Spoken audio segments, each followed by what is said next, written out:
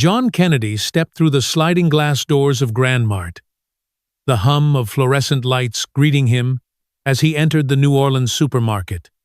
At 67, the U.S.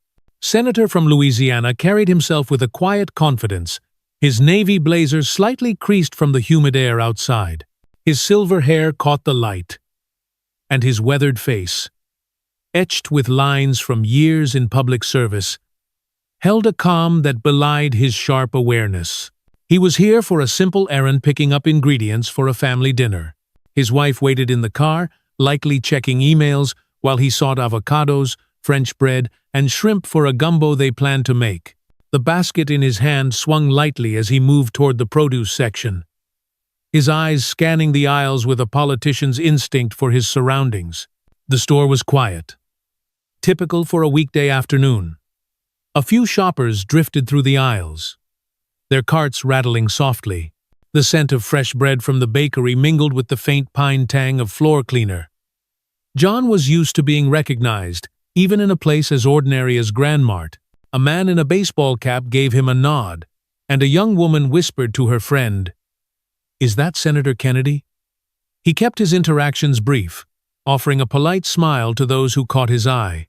Decades in politics had taught him to balance approachability with distance, especially on days like this when he just wanted to blend in. As he examined a display of avocados, testing one for ripeness, a voice broke his focus. "Excuse me, Senator Kennedy?" A woman in her 40s, holding a shopping basket, smiled nervously. "I hate to bother you, but my husband's a big fan. Could I take a quick photo for him?" "Of course, ma'am," John replied, his Louisiana drawl warm and practiced. He posed for the picture, thanked her, and returned to his task, unaware of the tension brewing at the checkout counter. As he moved toward the dairy section, his gaze drifted to Register 3, where a young cashier was scanning items with a strained expression. She was young, maybe 20, with dark hair pulled into a messy ponytail and a blue store apron tied loosely around her waist. Her name tag read Emily. What caught John's attention wasn't her appearance, but her demeanor, the way her hands trembled as she handed change to a customer, the way her hazel eyes flicked nervously toward the corner of the store. Emily Carter had been a cashier at Grand Mart for 9 months, a job she took to fund her community college tuition. She was studying to become a social worker, driven by memories of her childhood in a tough New Orleans neighborhood. Her co-workers knew her as quiet but reliable, always willing to cover a shift. Today, though, her usual warmth was gone, replaced by a tightness around her mouth and a flicker of fear in her eyes. Her slender fingers, nails painted a chipped light blue, fumbled with a stack of reusable bags. She gripped the edge of the scanner to steady herself, her heart pounding so hard it felt like it might burst. Every few seconds, Emily's gaze darted to the magazine racks near a display of potato chips. There, half hidden by glossy covers, stood Ryan, her ex-boyfriend. He was pretending to read a car magazine, but his eyes kept locking onto her. His gray hoodie was zipped up, one hand tucked into the front pocket, a posture that made her stomach churn. She'd seen that hand in that pocket before 3 days ago at a gas station, when he'd bumped into her and she'd glimpsed a handgun tucked into his waistband. The memory turned her fear into a suffocating weight. Her heart thudded, each beat a reminder of the danger just across the store. Emily hadn't slept well in weeks, not since Ryan started showing up everywhere. It began 2 months ago, after their breakup. At first, it was text dozens, pleading, then angry, then threatening. "You'll regret this, Em," one read, sent at 3 a.m. Then he started appearing in person, outside her apartment, at the bus stop, near her campus. She'd called the non-emergency police line, but without hard evidence, they could only file a report. The restraining order she'd applied for was still pending, lost in paperwork. Her friends, once supportive, had grown weary of her constant worry, telling her to move on. But how could she, when Ryan's presence was a constant shadow? "You okay, Emily?" asked Jamal, the lanky teenager bagging groceries at the next register. He was 17, all elbows and knees, humming a rap song under his breath.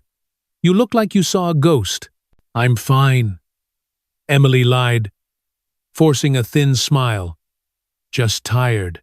She couldn't tell Jamal the truth, that her nightmares were filled with Ryan's voice, that she was certain the gun was in his pocket right now, hidden beneath that gray hoodie. Jamal shrugged, turning back to a customer's cart. Emily scanned a box of cereal, her hands shaking so badly the barcode wouldn't read. She glanced at Ryan again. He was still there, his head tilted as if reading, but his eyes fixed on her. His right hand hadn't left his pocket since he'd entered 20 minutes ago. His stare felt like a physical weight, pressing on her chest. John Kennedy, now in the dairy section, added a carton of milk to his basket. He'd spent years reading people constituents, colleagues, opponents, and the cashier's behavior set off alarms. Her trembling hands, her frequent glances toward the corner, it wasn't just nerves, it was fear. Following her gaze, he spotted the man in the gray hoodie, browsing magazines but clearly watching the checkout. His posture was too deliberate, too focused. John had seen that body language before, in situations far from mundane. It reminded him of someone poised to act. Emily's fingers tapped nervously on the register as she scanned a customer's items: milk, chicken, apples. The wall clock ticked slowly, each second an eternity. 2 hours until her shift ended. 2 hours of pretending everything was normal while Ryan lurked, his presence a constant threat. She thought about the restraining order, the police officer who'd said, "We can't do much without a direct threat." She thought about the gun, the cold metal she'd seen, and Ryan's smile that had turned her stomach. "Hey, Emily, need help bagging?" asked Clara, the store manager, startling her. Clara, in her 50s with short cropped hair, chewed gum as she juggled schedules and complaints.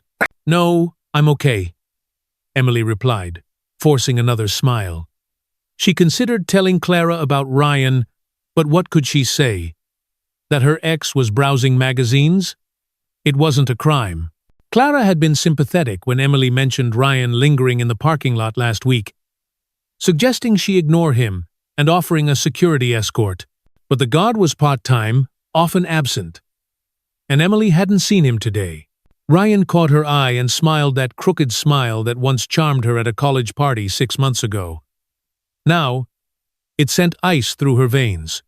His hand rested in his pocket, a reminder of the danger he carried. Emily looked away, scanning a box of pasta, her hands trembling so much she nearly dropped it. She thought about the note she'd scribbled during a quiet moment, tucked beneath the counter. It was a desperate plan, foolish even as she'd written it. But she was out of options. Her eyes landed on John Kennedy as he approached the checkout with his basket. She hadn't recognized him at first, just saw an older man with a kind face. It wasn't until a customer whispered his name that she realized he was a senator. Normally, she'd never approach someone famous, but these weren't normal times. Her fingers brushed the note under the counter, the words she'd scrawled in panic. "There's a man stalking and threatening me. He has a gun and is in the corner of the store. I'm scared. Please help me." Her heart pounded as John Kennedy reached her register. This was her chance. She scanned his items: avocados, milk, bread, shrimp, her hands shaking so badly she fumbled the bread. "That'll be $32.15, she said, her voice a whisper as she took his credit card. As she handed back the card and receipt, she slipped the note into his palm, her fingers trembling against his hand. Their eyes met briefly, and she saw surprise flicker across his face. He didn't react otherwise, tucking the note into his pocket as if it were change. "Thank you, ma'am," John said, his voice steady. He gathered his bags and walked away, but paused near the produce section, glancing back at Emily. Her pale face and nervous glances confirmed his instincts. Something was wrong. Emily watched him go, her heart pounding so loudly she was sure everyone could hear it. She glanced at Ryan, relieved he was still by the magazines, distracted by his phone. She'd taken a desperate chance. Now she could only wait and hope. The note in John's pocket felt heavier than it should as he moved to a quiet corner near the pharmacy. He pretended to examine vitamins, discreetly unfolding the paper. The scrawled message made his blood run cold. "There's a man stalking and threatening me. He has a gun and is in the corner of the store. I'm scared. Please help me." John's eyes narrowed, his mind shifting from senator to human being faced with a choice. He glanced at Emily, ringing up another customer, her movements stiff. Following her glances, he identified the man, young, average build, gray hoodie, loitering without shopping. John had seen predatory behavior before. The man's fixation on Emily, his hand in his pocket, it was troubling. He considered his options. At 67, he knew his limits. He wasn't about to confront anyone physically, but he couldn't walk away. He'd seen fear like Emily's in constituents sharing stories of domestic violence. Calling 911 might bring a delayed response without a clear threat. He needed to act carefully. John approached the customer service desk, where a woman sorted returns. Her name badge read Clara, assistant manager. "Excuse me," he said quietly. "I need to speak with you about something urgent." Clara looked up, recognizing him. "Senator Kennedy? How can I help you? Is there somewhere private we can talk?" John asked. "It's about one of your employees who may be in danger." Clara's eyes widened, but she nodded. "Of course, follow me." She led him to a small office, closing the door. John handed her the note, watching her face pale as she read it. "This is from Emily," he said. "She passed it to me at the register. There's a man in a gray hoodie by the magazines, and she says he's stalking her and possibly armed." "Oh my God," Clara whispered, her hands trembling. "She mentioned an ex-boyfriend bothering her, but I didn't know it was this serious." "Do you have security?" John asked. "One guard. On break for another 10 minutes, Clara said. "Our cameras are mostly for show half, don't work." John nodded. "Call the police," discreetly. "If he's armed and sees a patrol car, this could escalate." Clara reached for the phone, her hands shaking. "What do we do until they arrive?" "Get Emily away from the register without suspicion," John said. "Can you call her to the office for something routine?" Clara nodded. "I can do that. But if he sees her leave, he might follow." "I'll watch him," John said. "Just get her safe." Clara hesitated, uneasy about involving a senator, but his steady gaze reassured her. She reached for the intercom. "Attention, Emily Carter. Please report to the manager's office." John stepped out, positioning himself near a canned goods display, keeping the man in the gray hoodie in sight. The man's head snapped up at the announcement, his eyes tracking Emily as she closed her register. John noted his tense posture, his hand gripping something in his pocket. "He's on alert," John thought. This was no ordinary shopper. Emily hurried to the office, her eyes darting to Ryan, who moved toward the front of the store. John's heart quickened, but he stayed calm, pretending to examine a can of soup. He needed to buy time until the police arrived. But as Ryan's stride grew more determined, John knew the situation was escalating faster than he'd hoped. John Kennedy stood near a display of canned goods, his eyes fixed on the young man in the gray hoodie, Ryan, who was now edging closer to the manager's office. The fluorescent lights of Grand Mart buzzed faintly overhead, their sterile glow a stark contrast to the tension coiling in the air. Emily, the young cashier who had slipped John a desperate note, was safely inside the office with Clara, the assistant manager. But John knew the situation was far from resolved. Ryan's movements were growing erratic, his right hand still buried in his hoodie pocket, gripping something John was increasingly certain was a gun. The senator's heart beat steadily, his years in high-stakes political negotiations lending him a calm that belied the danger. He wasn't a hero from an action movie, but he'd faced enough crises to know that hesitation could cost lives. John's mind raced through his next steps. The police were on their way, but 10 minutes in a situation like this could feel like an eternity. He needed to keep Ryan occupied to prevent him from following Emily or escalating things before help arrived. His years in the Senate had taught him the art of de-escalation, how to talk down an angry constituent or navigate a heated debate.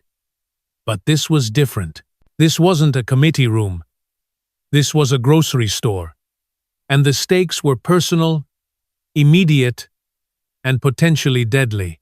He glanced toward the office, where Clara's voice had just crackled over the intercom again. "Attention, shoppers.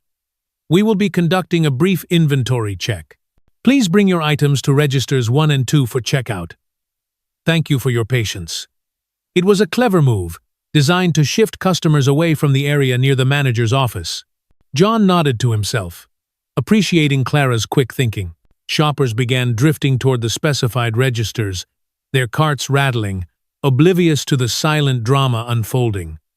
Ryan, however, didn't move. His eyes were locked on the office door, his body tense, like a predator, sizing up its prey. John decided it was time to act. He couldn't let Ryan reach the office, not with Emily inside, and no security guard in sight. He adjusted his navy blazer, took a deep breath, and walked casually toward Ryan, his basket still in hand, as if he were just another shopper. "Excuse me, young man," he said, his Louisiana drawl warm but firm. "I'm looking for the coffee filters. Can you point me in the right direction?" Ryan's head snapped toward John, his eyes narrowing with suspicion. "I don't work here," he muttered. His voice clipped. He tried to step around John, his gaze flicking back to the office. "My mistake," John said, shifting slightly to block Ryan's path without seeming confrontational. "You just looked like you knew your way around." He extended his hand, a disarming gesture honed from years of meeting strangers. "Name's John." Ryan stared at the offered hand, confusion flickering across his face. It was a simple social convention, hard to ignore without appearing hostile. For a moment, he hesitated, his right hand twitching in his pocket. Then, reluctantly, he shook John's hand, his grip tense. "Ryan?" he said, his voice low, his eyes darting toward the office. "You seem a bit distracted," John said conversationally, keeping his tone light. "Something on your mind? Anything I can help with?" Ryan's jaw tightened, his expression a mix of frustration and suspicion. "It's none of your business," he snapped, trying to step around John again. "I need to talk to someone." "The cashier who just went to the office?" John asked, his voice still calm, but his eyes sharp, reading every micro-expression on Ryan's face. "Emily, wasn't it?" Ryan froze, his posture stiffening. "How do you know her name?" he demanded, his voice rising slightly. "You don't know what you're talking about, old man." "Actually, I think I do," John replied, his tone dropping to a quieter, firmer register. "I think you're making that young woman uncomfortable, and I think it might be best if you left the store." Ryan's face flushed, his right hand moving more deliberately in his pocket now. "Get out of my way," he growled. "All pretense of civility gone." John's eyes flicked to the pocket, catching the faint outline of what was unmistakably a handgun. His pulse quickened, but he kept his expression neutral. Years of facing down political opponents had taught him to mask fear, to project calm, even when the situation was anything but. Inside the manager's office, Emily sat hunched in a chair, her hands clasped tightly in her lap. Her breathing was shallow, her hazel eyes wide with panic as she peered through the blinds. "He's talking to him," she whispered to Clara, who stood by the locked door, clutching her phone. "The senator's out there with Ryan." What if he gets hurt? Clara, her face pale but resolute, placed a hand on Emily's shoulder. "He's buying us time," she said. "The police are close. I just spoke to the dispatcher. We need to stay calm and stay put." "But he doesn't know, Ryan," Emily said, her voice trembling. "He doesn't know what he's capable of. I saw the gun last week, Clara. I know he has it with him." Her mind raced back to that moment at the gas station. The glint of metal under Ryan's jacket. The way his smile had twisted when he saw her looking. She'd tried to tell herself it was a mistake, that she'd imagined it, but the fear in her gut told her otherwise. Clara nodded, her lips pressed into a thin line. "I believe you," she said. "We're going to get through this." She glanced at the phone, checking the time. The police should be here any minute. Outside, the situation was growing more volatile. Ryan's agitation was palpable, his eyes darting between John and the office door. "You don't understand," he said, his voice rising. "She's my girlfriend. We just had a fight. It's between us." "Ex-girlfriend," John corrected quietly, his voice steady, but carrying an edge of authority. "And she's frightened of you. That's not how you treat someone you care about." Ryan's face contorted with anger. "Who do you think you are?" he spat. "This isn't your business." His hand began to emerge from his pocket, the black handle of a pistol now partially visible. Several nearby customers gasped, noticing the weapon, and a low murmur of panic rippled through the store. A mother with a toddler quickly pulled her child toward the exit, while an elderly man froze, clutching his cart. John raised his hands slightly, palms open in a non-threatening gesture. "I don't want trouble," he said evenly, "but I can't let you harass that young woman. Let's talk this out, son. You don't want to make things worse." Ryan's eyes widened, a mix of rage and panic flashing across his face. "You called the cops, didn't you?" he accused, his voice shaking. The gun was now fully visible, though still pointed at the floor. The store fell silent, the only sound the faint buzz of the lights and the distant rattle of a cart being abandoned. John's heart pounded, but he kept his voice steady. "This doesn't need to end badly," he said. "Put the gun away and walk out now, before things escalate." His words were calm, but his mind was racing, calculating every possible outcome. He'd faced tough situations before heated town halls, tense negotiations, but this was different. The weight of Emily's trust, the fear in her note, anchored him to the moment. From the corner of his eye, John noticed a young store employee, Miguel, hovering near the snack aisle. Miguel, a wiry 19-year-old with a quick smile and a reputation for helping out in a pinch, had been watching the exchange. He caught John's glance and gave a subtle nod, as if understanding the need to act. Miguel began moving casually toward a display of chips, positioning himself closer to Ryan without drawing attention. John appreciated the kid's instincts. Another pair of eyes and hands could make a difference. Ryan, oblivious to Miguel's movement, was growing more unhinged. "Just move!" he shouted, waving the gun slightly, causing a nearby customer to yelp and duck behind a shelf. "I need to talk to her!" Before John could respond, Miguel acted. "Hey man, you looking for chips?" he called out, his voice loud and deliberately casual. He held up a bag of tortilla chips, stepping closer to Ryan. "Best ones we got on sale today." Ryan turned, startled by the interruption, his gun hand wavering. "What?" he snapped, his focus split between John and Miguel. "Get lost, kid!" Miguel didn't flinch, though his eyes betrayed a flicker of fear. "Just trying to help," he said, taking another step forward. "You don't want trouble, right?" He tossed the bag of chips lightly toward Ryan, a calculated distraction. The bag hit the floor, and Ryan instinctively glanced down, giving John a split-second opening. John moved forward. Not aggressively, but enough to close the distance. "Ryan," he said firmly, "you're scaring people. Put the gun down." and we can sort this out." His voice carried the weight of someone used to commanding attention, but it was laced with genuine concern. He wasn't trying to intimidate, he was trying to reach the young man before him, to pull him back from the edge. Ryan's eyes darted between John, Miguel, and the office door. The sound of sirens began to filter through the store's front windows, faint but growing louder. His face paled, realization hitting him. "You did call the cops?"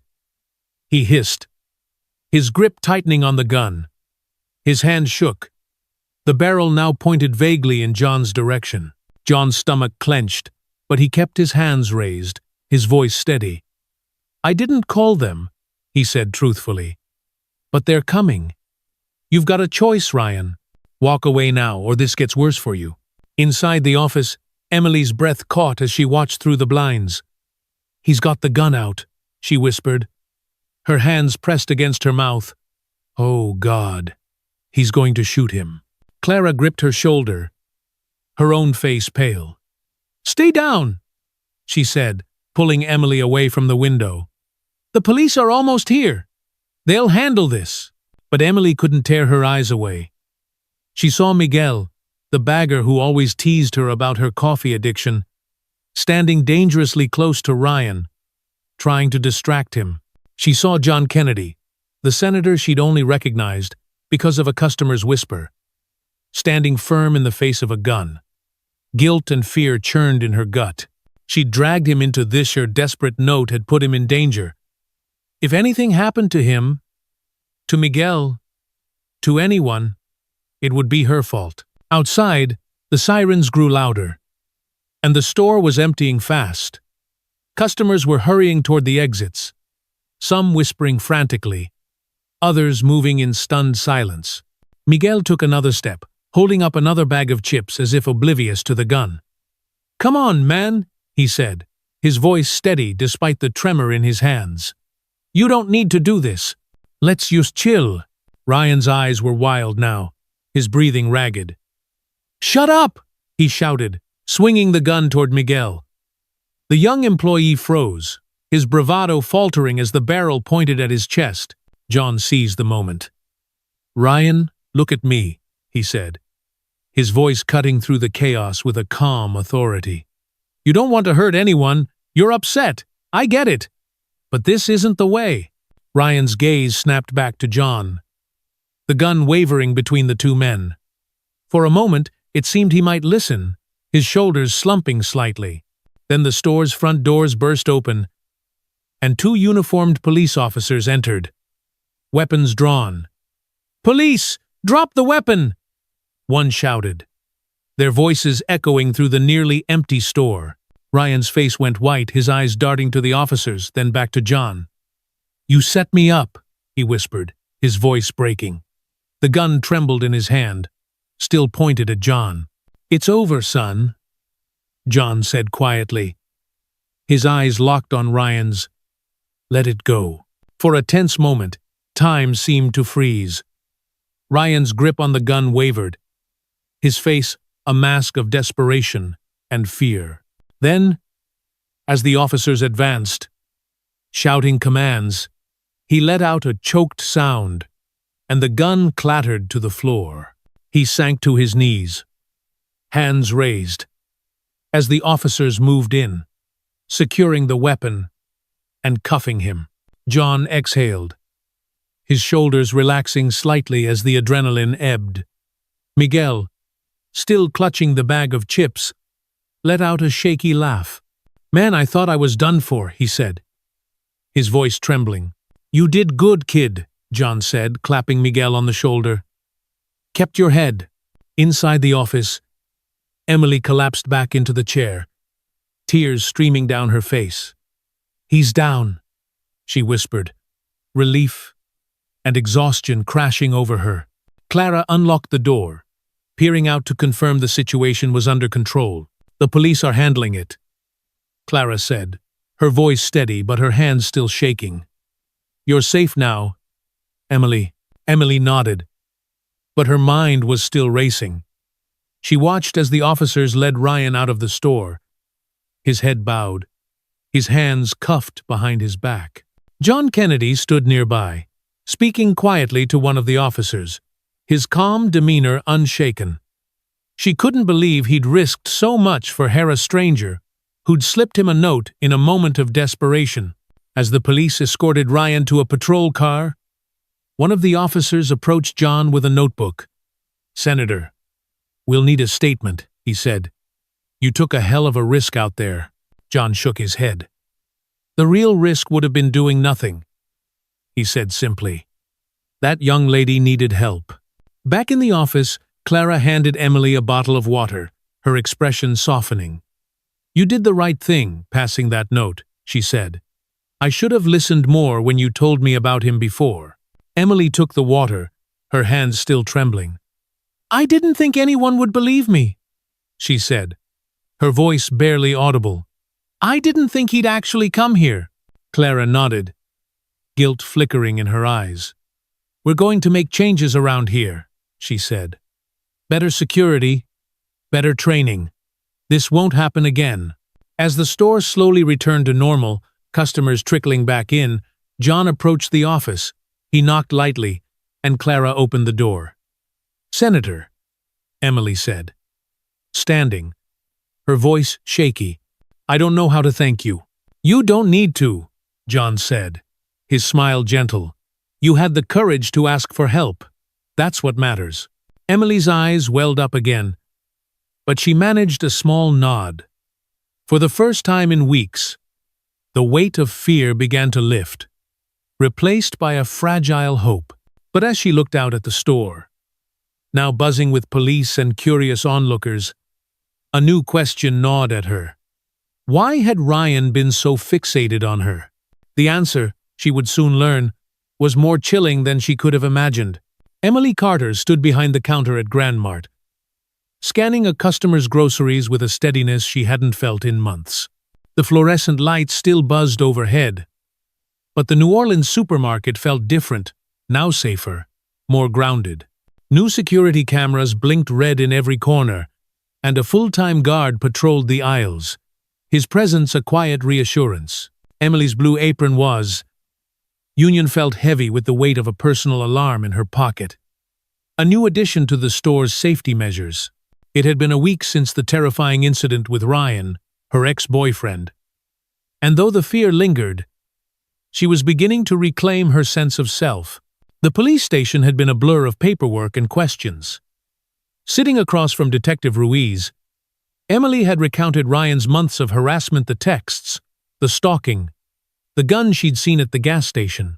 The detective's calm demeanor had helped, but the photograph of Ryan's car containing a notebook with her schedule, duct tape, and zip tee had shaken her to the core. He wasn't just obsessed, Ruiz explained. Evidence suggested Ryan was entangled with a local gang, possibly targeting Emily as part of a larger scheme. The restraining order was now in place, and Ryan was detained, facing serious charges. The news brought relief, but also a chilling realization of how close she'd come to disaster. That afternoon, as Emily tied on her apron for her first shift back, her co-workers greeted her with warmth. Jamal, the teenage bagger, gave her a playful nudge. "You're tougher than you look, Em," he said, grinning.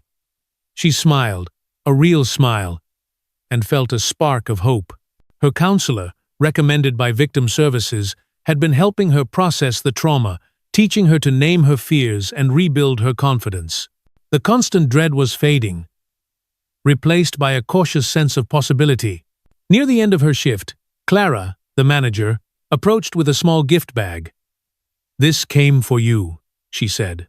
Inside was a personal alarm keychain, a canister of pepper spray, and a note. "Tools you'll hopefully never need. Stay strong. John Kennedy."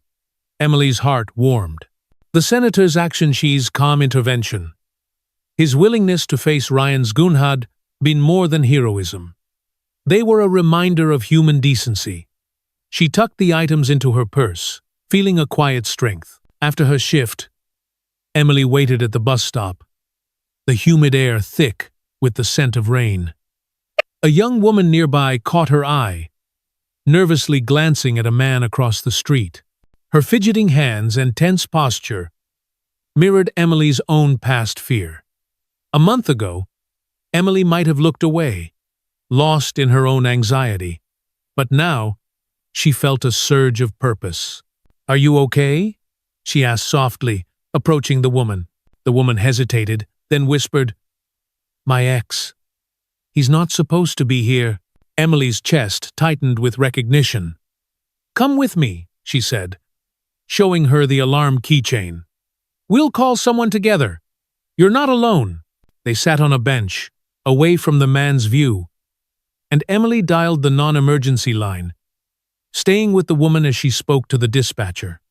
As they waited for the police, Emily felt a shift within herself. The desperate note she'd passed to Senator Kennedy had sparked a chain of courage not just her own, but others. Helping this stranger felt like reclaiming a piece of herself Ryan had tried to take. The bus came and went, but Emily stayed, her presence a quiet promise. Courage wasn't about fighting alone. It was about connection, about reaching out and lifting others up. As the police arrived, Emily knew she was no longer just a survivor. She was becoming an advocate, turning fear into strength.